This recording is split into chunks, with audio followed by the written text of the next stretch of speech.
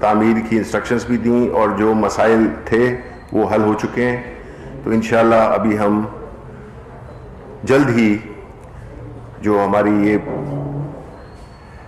ایک pending project تھا وہ انشاءاللہ پائے تکمیل تک جلد ہی پہنچ جائے گا. اس کے بعد ایک اور اہم بات جو کہ کابینہ نے جس کی منظوری دی وہ تھا اسٹیٹ بینک آف پاکستان ترمیمی بل 2021.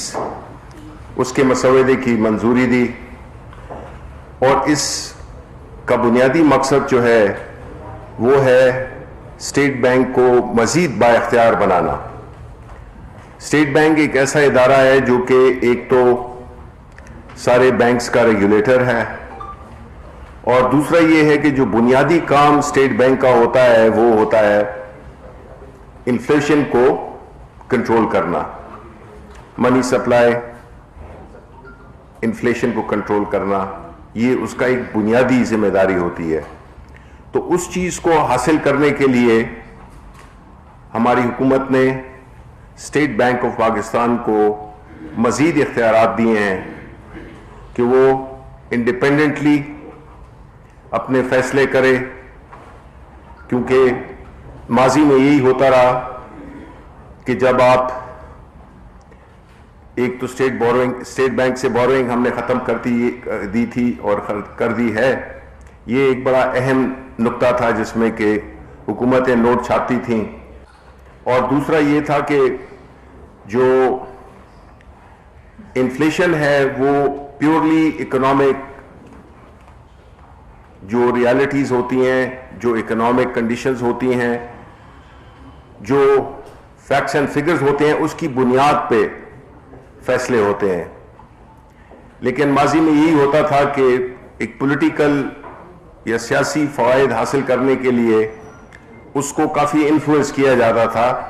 تو جو اسٹیٹ بینک ہے وہ اس لحاظ سے اتنا انڈیپینڈنٹ نہیں تھا جتنا کہ اس کو ہونا چاہیے, تاکہ وہ اپنی ایک بنیادی جو ذمہ داری ہے جو کہ انفلیشن کو کنٹرول کرنا ہے وہ کر سکے. ہم نے دوسرے ملکوں میں بھی دیکھا ہے کہ جو اسٹیٹ بینک کا ایک رول ہوتا ہے وہ ایک بڑا ہی انڈیپینڈنٹ ہوتا ہے. تو یہ اس اقدام سے بہت زیادہ فرق پڑے گا اور آپ کی انشاءاللہ انفلیشن بھی نیچے آئے گی اور اسٹیٹ بینک ایک بڑا ہی ایک انڈیپینڈنٹ اور اسٹرانگ ادارہ بن کے ابھرے گا. ماضی میں بھی اور ابھی بھی اسٹیٹ بینک کی ایک جنرل ریپوٹیشن اچھی رہی ہے, اسپیشلی جو ہیومن ریسورس ہے, لیکن کچھ قوانین ایسے تھے جو کہ وہ اس پہ ایک ایسا گیپ نظر آتا تھا جس میں کہ جس کی وجہ سے جو بنیادی رول ہے اسٹیٹ بینک کا وہ صحیح معنوں میں نہیں کرتا تھا. اس کے بعد میں سلیکٹیولی آپ کو بتا رہا ہوں کیونکہ کافی لمبی تفصیل ہے جس کی کہ میں یہ آپ کو دے دوں گا پوری جتنی کیبنٹ کے جتنے بھی ایجنڈا آئٹمز تھے, تو میں جو زیادہ اہم ہے ان کی میں بات کرتا ہوں. دوسرا یہ تھا کہ جو سارک کو اگر آپ کو یاد ہو کہ ایک ہمارا ریجنل پلیٹ فارم ہے اور اس میں ہماری حکومت نے کوئی غالباً $30 ملین کی ایک کمٹمنٹ دی تھی, $30 لاکھ کا عطیہ دینے کی منظوری دی تھی. تو اس میں ایک سجیشن آئی ہمارے کیبنٹ ممبر کی کہ, اور وہ تھے فواد چودھری صاحب, ہمارے منسٹر ہیں سائنس اینڈ ٹیکنالوجی کے. بڑا اچھا آئیڈیا تھا ان کا کہ ہمارے پاس جو کووڈ کی ایکوپمنٹ ہمارا بنا ہوا ہے, ہمارے ہاں جو اب الحمدللہ پروڈیوس ہوتا ہے, تو ہم وہ ایکوپمنٹ بھی اس میں شامل کریں, بجائے ٹوٹلی کیش دینے کے ہم کائنڈ میں بھی یہ عطیہ دے سکیں. اس کے علاوہ جی $30 لاکھ جی.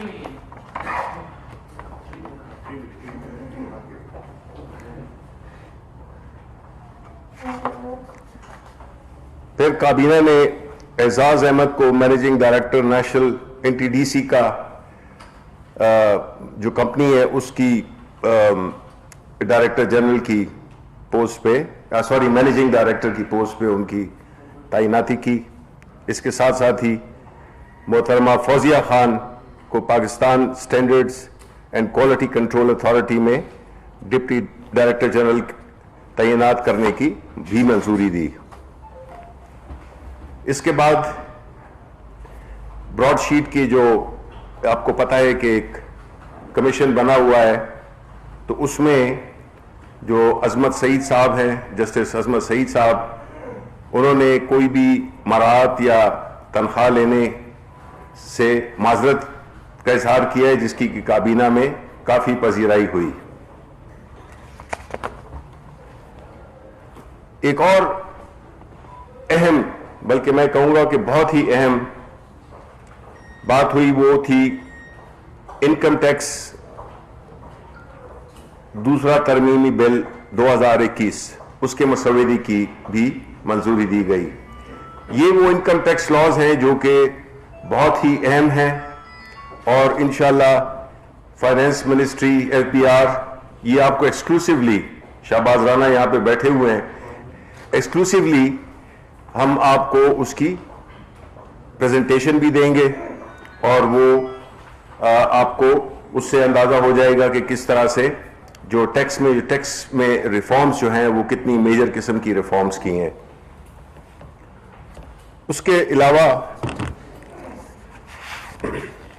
کابینہ نے پاکستان اور روس کے درمیان جو north south gas pipeline ہے, اس منصوبے کے حوالے سے معاہدے میں ترمیم کے جو پروٹوکول ہیں اس کی منظوری دی. اور ڈرگ ریگولیٹری اتھارٹی کے چیف ایگزیکٹو آفیسر شیخ اختر حسین کو ہٹانے کی بھی منظوری دی. اور کابینہ نے عاصم رؤوف کو ڈریپ کے قانون کے مطابق عارضی طور پر CEO تعینات کرنے کی منظوری دی. اس کے علاوہ جو ایک اور اہم بات ہوئی وہ اسٹیٹ اون انٹرپرائزز کے بارے میں تھی, جس میں کہ بتایا گیا کہ کس طرح سے ان کی جو لاس میکنگ ہے اور وہ کمپنیز جن میں ریفارمز جاری ہیں, کچھ لاز میں ترامیم اور کچھ ان کی ریسٹرکچرنگ کی بھی بات ہوئی, تو اس میں جو فیکٹس اینڈ فگرز بتائے گئے اس میں یہ بہت اہم ہے, کیونکہ بدقسمتی سے ہم یہ باتیں شیئر نہیں کرتے ہیں, لیکن یہ بڑی اہم باتیں ہیں جس میں کہ اکثر ذکر ہوتا ہے اسٹیٹ اون انٹرپرائزز کا اور ان کے اسٹیٹس کا اور جی کے لاس میکنگ ہے. اس میں جو ہمیں دی گئی ان کی پرفارمنس 2018-2019 کا جو کمپیریٹو وہ دیا کہ 2013-14 میں یہ اسٹیٹ اون انٹرپرائزز 204 ارب کے پلس میں تھیں. پھر 2014-15 میں وہ نیچے آئیں, 61 ارب پہ آ گئیں. اس کے بعد 2015-16 میں یہ ریورس ہو کے 237 ارب پہ پہنچ گئیں. پھر 16-17 میں یہ کم ہو کے 187 ارب ہو گئی. پھر 17-18 میں یہ 286 ارب پہ ہو گئی, اور 18-19 میں یہ 143 ارب روپے ہو گئی. یعنی کہ جو ملا تھا ہمیں ورثے میں, جو نقصان ایسوئیز کر رہی تھیں, اس کو ہم نے آدھا کر دیا, یعنی نقصان کو آدھا کر دیا, 286 سے 143 ارب پہ لے گئے. تو اس کا جو بریک ڈاؤن ہے شہباز رانا صاحب, معذرت سے اس لیے کہ اکانومی کے کبھی کمی آتے ہیں ہمارے دوست, تو میں چاہتا ہوں کہ یہ اس بات کو اگر آپ دیکھیں تو اس کا جو بریک ڈاؤن ہے وہ اس کی ویب سائٹ پہ بالکل دیا ہوا ہے, اور آپ کو اس سے اندازہ ہوگا کہ کس طرح سے ہم نے جو لاس میکنگ, جو نقصان دینے والے سرکاری ادارے تھے ان کو کس طرح سے بہتر کیا ہے کہ ہم نے وہ جو نقصان تھے, جو 100 روپے کا نقصان تھا, ہم نے 50 روپے پہ لے آئے ہیں. اور انشاءاللہ ہم یہی امید کر رہے ہیں کہ اپنے ٹرم میں ہم اس کو دوبارہ پازیٹیو میں لے جائیں گے انشاءاللہ, اور یہ جو ایک ہماری جو اکانومی میں جو ایک بہت بڑی بلیڈنگ ہوتی ہے اس کو ہم روک سکیں گے. بہت بہت شکریہ. اب آپ کے کوئی سوالات ہو. شبلی فراز صاحب یہ بتائیے گا کہ ایک بڑا چیلنج ہے اس وقت حکومت کے لیے جو چیئرمین سینٹ کا انتخاب ہے, تو آج کابینہ میں کچھ اس حوالے سے ڈسکشن ہوئی کہ جو سینٹ کی اسلام آباد والی نشست اکثریت ہونے کے باوجود حکومت ہاری, اور اب چیئرمین سینٹ کے انتخاب میں کیا نتائج ایکسپیکٹ کر رہی ہے؟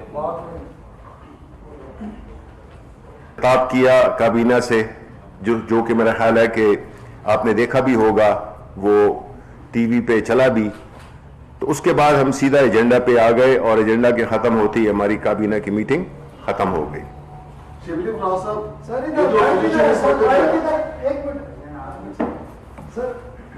ایک تو یہ بتا دیں, یہ جو آپ نے اسٹیٹ ون کا بتایا, کیونکہ ان کی جو سمری بھائی گئی تھی اس میں یہ تھا کہ یہ اداروں کو پرائیویٹائز کیا جائے گا, وہ ریکمنڈیشن تھی. ایک تو وہ بتا دیں وہ اس ریکمنڈیشن کا کیا ہوا, اداروں کے نام بھی بتا دیں. دوسرا یہ براڈ شیٹ کے جو آدمی سعید شیخ صاحب کی سمری تھی, وہ سپریم کورٹ کے ریٹائرڈ جج کے برابر ان کو تنخواہ برات دینے کی سمری تھی, وہ سمری وڈرا ہو گئی ہے, اس پہ کیا ڈیسیجن ہے؟ جی ہاں بالکل. آپ شاید لیٹ آئے ہیں یا کیا ہے اس پہ؟ ہم نے آپ لیٹ آئے ہیں نا, تو آپ ہمیشہ لیٹ آتے ہیں, تو سوال ہمیں دوبارہ اس کی بات ہم کر چکے ہیں.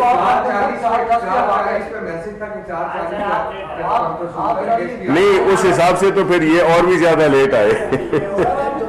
میں جواب یہ دے دیا کہ جی دیکھیں, کوئی عظمت سعید صاحب نے جو براڈ شیٹ کے وہ ہیں کمیشن کے چیئرمین ہیں, انہوں نے معذرت کر دی ہے کوئی بھی مراعات یا تنخواہ لینے کے لیے, جس سے کہ اس پہ کہ کابینہ نے اس فیصلے کو سراہا. جب انہوں نے وہ معذرت کر دی ہے تو پھر سمری میں تو آئے گی نہیں. دوسرا سوال, اسٹیٹ ون کا وہ پرائیویٹائز کریں گے ان کو جو انہوں نے ریکمنڈیشن دی ہے اس کمیٹی میں؟ دیکھیں, جہاں تک کہ کمیٹی کا تعلق ہے اسٹیٹ اون انٹرپرائزز کی, ظاہر ہے کہ اس میں آپ کو جو تفصیلاً بریک ڈاؤن دے دیں گے, وہ ابھی ہمارے جس طرح میں آپ کے آنے سے پہلے, اب آپ کے لیے دوبارہ ہمیں جوابات دینے پڑتے ہیں. کیوں نہیں دیا ہے؟ وہ آئیں گے, اپنے ہمارے فائنانس منسٹر بھی آئیں گے, اور جو ہمارے ایڈوائزرز ہیں وہ بھی آئیں گے, اور وہ انکم ٹیکس پہ بھی, اور ایس او ایز کی جو یہ جو لسٹنگ ہے اس پہ بھی آپ کو اپڈیٹ دیں گے. جی جی, میں یہ پوچھنا چاہتا ہوں کہ کل تک جو یوسف رضا گیلانی کا الیکشن تھا تو اس میں زیادہ اکثریت آپ کی تھی, حکومت کی تھی, لیکن وہ منتخب ہو گئے. اب عددی اکثریت جو ہے پی ڈی ایم کی ہے, لیکن صادق سنجرانی اگر جیت جاتے ہیں تو پھر کیا یہ حوال ہوگا؟ دیکھیں, پہلی بات تو یہ ہے کہ آپ یہ سوال ایک ایسے کابینہ کے منسٹر سے پوچھ رہے ہیں جس کی پارٹی, جس کی حکومت, اس نے اسی بحث سے بچنے کے لیے, اسی لعنت کو ختم کرنے کے لیے ایسے اقدامات اٹھائے جس سے کہ یہ بحث نہ ہو کہ کون جیتا کون ہارا. اس پہ بحث ہی نہیں ہونی چاہیے. اور وہ تھا کس طرح سے اچیو کر سکتے تھے ہم, وہ تھے اوپن ووٹنگ سسٹم. اب اگر اپوزیشن تھی وہ کس طرح سے اس کی مخالفت کر رہی تھی, کس طرح سے وہ منافقت کر رہی تھی. آپ نے دیکھا کہ انہوں نے اپنے چارٹر آف ڈیموکریسی میں یہ پرومس کیا ہوا ہے کہ وہ اوپن ووٹنگ کریں گے, لیکن ان کی جو انتخاب کا, ان کی سیاست کا جو محور ہے وہ پیسہ ہے. پیسہ بناتے ہیں, پیسہ لگاتے ہیں. پیسہ کس پہ لگاتے ہیں؟ الیکشن پہ لگاتے ہیں. کس کو؟ لوگوں کو خریدنے میں, ضمیروں کو خریدنے میں. تو یہ تو ایک ثابت ہو گیا ہے, اور میں چاہوں گا کہ آپ کی وساطت سے قوم کو پتہ چل گیا ہے کہ کون تاریخ کے دائیں ہاتھ پہ کھڑا تھا اور کون بائیں ہاتھ پہ کھڑا تھا. جو پارٹیز اپنے آپ کو ڈیموکریٹک کرتی ہیں, کہتی ہیں, انہوں نے بائیکاٹ کیا جس دن کے کانفیڈنس موشن تھا. بجائے اس کے انہوں نے باہر ہمارے جو ورکرز تھے ان کو ڈسٹرب کرنے کی اور ایک ماحول کو کشیدہ بنانے کی کوشش کی. الیکشنز اسی دن نان کنٹروورشل ہوں گے جب اس میں اوپننس آئے گی. اوپننس کے مخالف کون ہے؟ یہ جانتے ہیں کیونکہ وہ نہیں چاہتی ہیں. ان کی جو طاقت ہے وہ پیسہ ہے, ان کی پاس اخلاقی قوت کوئی بھی نہیں ہے. اب ہم اگر ایسے ماحول میں آ جائیں جس میں کہ ہمارے ہاتھ پیچھے باندھ دیے جائیں اور ہم سے کہا جائے کہ آپ مقابلہ کریں, تو یہ کیسے ممکن ہے؟ یہ دیکھیں دو نظاموں کی اس وقت جنگ ہے. ایک وہ ہے جو کہ پاکستان کو پھر وہی لے جانا چاہتے ہیں اسی دور میں جو کہ گزرا ہوا دور تھا, جس میں کہ پیسے کا استعمال, دھونس, تعلق, رشتہ داری, میرٹ کا نام نہیں. اور یا یہ پاکستان ہے جس میں کہ, اور آپ یہ نہ کہیں دیکھیں جی 2 سال میں چیزوں کو تبدیل کرنا, آپ کہیں گے کہ جی آپ کی حکومت ہے. بھئی 2 سال میں 2.5 سال میں اگر اس ملک کے مسائل وہ ٹھیک ہو سکتے تو پھر تو میرا خیال ہے کہ وہ مسائل ہی نہیں تھے. اب تو بات یہ ہے کہ اس چیز کو اس روش کو اس کو بدلنے کے لیے ہماری leadership prime minister Imran Khan پوری کوشش کر رہے ہیں اور انہوں نے کی ہے, اور ہم نے ہر وہ عملی اقدامات اٹھائے ہیں کہ الیکشنز نان کنٹروورشل ہوں. لیکن یہ فائدے میں جاتا ہی نہیں ہے. جو ان کی سٹرینتھ ہے وہ اس پہ کھیلتے ہیں, اور ان کی سٹرینتھ کیا ہے؟ وہ پیسہ ہے. پیسہ اگر آپ نے حلال سے کمایا ہو, آپ 2 روپے بھی نہیں خرچ کریں گے اس کو غلط طریقے راستے پہ لگانے کے لیے. میں تو نہیں لگاؤں گا. کوئی شخص جس نے حلال کے پیسے کمائے ہوں وہ اس قسم کے مکروہ کام نہیں کرے گا. اور پھر آپ سوچیں نا کہ وہ لوگ جن پہ کہ اب یوسف رضا گیلانی صاحب ہے, اب آپ دیکھ لیں ویڈیوز, آپ دیکھ لیں سب کچھ, انہوں نے خود مانا بھی کہ جی ہم نے یہ کام کیا ہے. تو اب جو ہے تو بجائے اس پہ بات اس پہ ہوتی ہے کہ جی وہ 16 ارکان یا 5 ارکان یا 3 ارکان یا 4 ارکان وہ کون تھے. ایسی بات نہیں ہے جی. آپ کو جس نے غلط کام کیا ہے اس کو کنڈیم کرنا چاہیے. یہ کسی بھی معاشرے میں, یوسف رضا گیلانی دوسری صبح اگر یہ احمد فراز زندہ ہوتا, اس کے بیٹے نے یہ کام کیا ہوتا, مجھے آگ کر دیتا. وہ یہ ہوتی ہے چیز. آپ کو جو غلط ہے اور وہی چیز صبح جو ہے تو وہ کینڈیڈیٹ بن گئے اور پھر وہ ان کو جتوا بھی دیا جاتا ہے. یہ کیا طریقہ ہے؟ ہم نے مطلب ہے کہ پارلیمنٹ اگر ڈیموکریسی کرنی ہے, اور اگر ڈیموکریسی اسی وجہ سے عام لوگوں کو اپنے بینیفٹ نہیں پہنچ سکے, جس کی وجہ یہی ہے کہ جو پیسے والے لوگ آتے ہیں وہ اپنے مفادات کا تحفظ کرتے ہیں, اپنے دوستوں کو, اپنے گروہ کو, اپنی بزنسز کو وہ فائدے دیتے ہیں. اگر آپ یہ جو ریفارمز ہیں جس میں ٹیکس آ گیا, جس میں کہ اور کئی چیزیں آ گئیں, کون اپنے خلاف قانون بنا سکتا ہے؟ یہ بیٹھے ہوتے ہیں نمائندے ان مافیاز کے جو کہ احتسال کرتے ہیں غریب لوگوں کا اور اس سے ناجائز منافع کماتے ہیں, اور پارلیمنٹ میں بیٹھ کے بڑے معزز بھی بنے ہوتے ہیں. لیکن جب پیسے کا استعمال ہوگا تو اسی طرح کے لوگ آئیں گے. لیکن جب میرٹ ہوگا جس میں کہ غریب آدمی, کس نے یہ کہا ہے کہ غریب آدمی انٹیلیجنٹ نہیں ہو سکتا؟ کس نے کہا ہے کہ جس کے پاس پیسہ ہے وہ انٹیلیجنٹ ہوگا؟ کس نے کہا ہے کہ جس کے پاس پیسہ ہے وہ اہل ہوگا اور قابل ہوگا؟ دیکھیں یہ اس ملک میں اگر ترقی کرنی ہے تو اس میں یہ ساری شفافیت, میرٹ, رول آف لا, قانون کی حکمرانی یہ لانی ہوگی, اور یہ سارے اس کے مخالف ہیں. ایک دن بات ایک کرتے ہیں, ایک دفعہ کہتے ہیں کہ جی ایجنسیز ان کے ساتھ ہیں, ایک دن پھر جب جیتے ہیں تو کہتے ہیں نیوٹرل ہے, جب ہارتے ہیں تو کہتے ہیں کہ جی ان کو سپورٹ کیا ہے. یہ کس قسم کا رویہ ہے؟ مطلب مذاق ہے. آپ کو پوچھنا چاہیے کہ یہ اب کس قسم کی باتیں آپ کر رہے ہیں؟ ایک دن یوں, دوسرے دن یوں.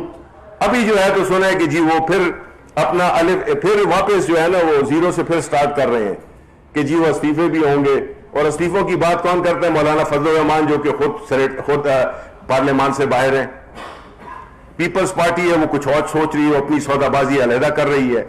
نون والے ہیں, ان میں آپس کی فیملی میں حمزہ میں اور مریم نواز میں وہ ہے کہ جی کون لیڈر کون بنے گا, کس طرح سے پنجاب کا جو پولیٹیکل سٹرکچر ہے پی ایم ایل نون میں وہ کون اس کو وہ کرے گا, لیڈ کرے گا. یہ سارے تضادات کا شکار ہیں. یہ تو جو اگر انہوں نے ایک بار یا ایک بیٹل انہوں نے جیتی ہے، وہ بھی غلط طریقے سے جیتی ہے. ہم نے آج سپریم کورٹ میں ہمارے MNA انہوں نے وہ بھی کیا، دائر بھی کیا اپلیکیشن یوسف رضا گیلانی صاحب کے خلاف. تو اب جو یہ آپ کا جو میں نے بڑا اس کا لمبا جواب دے دیا، لیکن یہ ضروری تھا کہ اگر ابھی سینٹ کے انتخابات میں یہ باتیں یہ ہو رہی ہیں کہ جی ان کے 51 لوگ ہیں اور ہمارے 48 لوگ ہیں. دیکھیں آپ اس کو یہ دیکھیں کہ اس میں کئی لوگ انڈیپینڈنٹ ہیں. آپ کو شاید پتہ نہیں ہے کہ جو PMLN کے جو لوگ منتخب ہوئے تھے اس میں سینٹ میں پچھلی دفعہ، اس میں سے آپ جا کے الیکشن کمیشن آف پاکستان میں ان کا سٹیٹس معلوم کریں کہ یہ آیا پارٹی سے ایفیلیٹڈ ہے یا انڈیپینڈنٹ ہے. یہ آپ کے پاس لسٹ ہے. ان میں سے کئی جو ہیں تو انڈیپینڈنٹ ہیں اور ہم یہی سمجھتے ہیں. دیکھیں مقابلہ ہے، ہم نے اگر شکست دینی ہے ان فورسز کو، ان تاریخ فورسز کو، ہم پورا زور لگائیں گے اور انشاءاللہ میں یہی امید کرتا ہوں کہ یہ الیکشن جو ہے تو صادق سنجرانی جیتیں گے اور ضرور جیتیں گے انشاءاللہ. سیاست ممکنات کا کھیل ہے، لیکن اتنا بھی مشکل حالات ہو گئے حکومت کے لیے کہ آپ چیئرمین سینٹ بچانے کے لیے ڈپٹی چیئرمین مولانا فضل الرحمان کو بنانے پر تیار ہو گئے ہیں. آپ لگ رہے ہیں کہ زیادہ بات کی آپ کے لیے؟ نہیں دیکھیں کوئی بات ہے کہ ایسی بات تو دیکھیں کوئی لوگ ہمیں خود اپروچ کرتے ہیں جس طرح آپ نے کہا کہ سیاست، لیکن اگر کوئی ہمیں اپروچ کرتا ہے جو کہ کر رہے ہیں تو ہم تو الیکشن میں ہم نے تو ہمارے تو جو کینڈیڈیٹ ہیں انہوں نے تو جا کے یوسف رضا گیلانی سے بھی ووٹ مانگا ہے. ووٹ تو ہم مانگتے ہیں، ہم سب نے الیکشن کیے ہوئے ہیں. ہم جا کے اپنے مخالف سے بھی ووٹ مانگتے تھے، اس کی فیملی سے بھی مانگتے تھے. ہم مانگیں گے، ہم نے مانگا ہے آفر. وہ تو مطلب ہے کہ جب آپ کمبینیشن بناتے ہیں ظاہر ہے کہ کسی کو کچھ نہ کچھ تو وہ کرنا پڑتا ہے. لیکن ہمارے لیے یہ بڑا اہم ہے کہ اس وقت جو الیکشن ہے یہ اس پہ ساری پاکستان کی نظریں ہیں اور اس وقت جو ہے تو وہ کچھ بھی نہیں کہا جا سکتا. Thank you sir. Thank you.